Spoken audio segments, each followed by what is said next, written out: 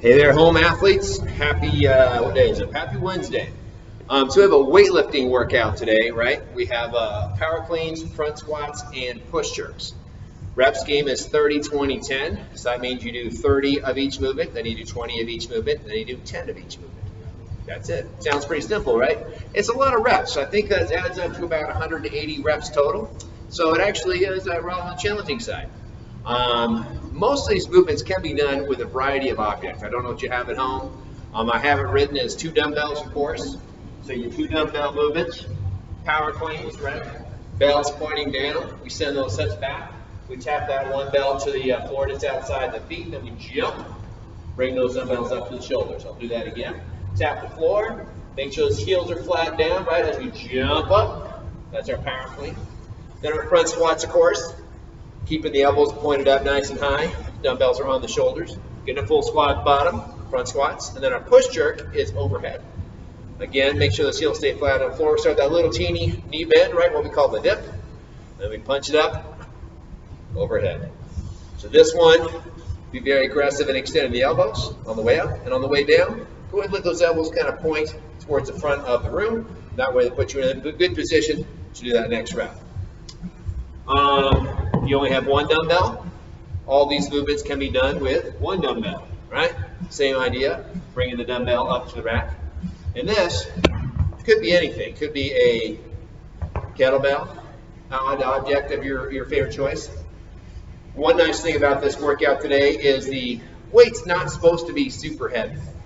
You're probably going to choose your weight based off of the overhead piece, right? That's going to be the deciding factor. And hey, you're at home. You can make the rules. Maybe you have different weights. Maybe you want to use something heavier for the power cleans and something not so heavy for the push jerks. Okay? You can get the work done however you want. Slam balls would also work if you have something like that. A variety of ways to do this workout. I was talking about in the other video things to think about today. I'll give you 3 coaching cues.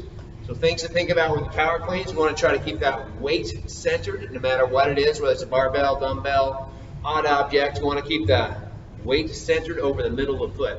Kind of basically where the knot is in your shoelaces. So when we pull that weight from the floor, think about your knees. As the weight comes up, we push the knees back. We do our clean, comes up to the shoulders. We bring it back again. We push the knees back as we bring the weight back down again. That way, ideally, there's kind of a straight line as it goes up. We want to try to keep that weight centered over the knot in those shoelaces.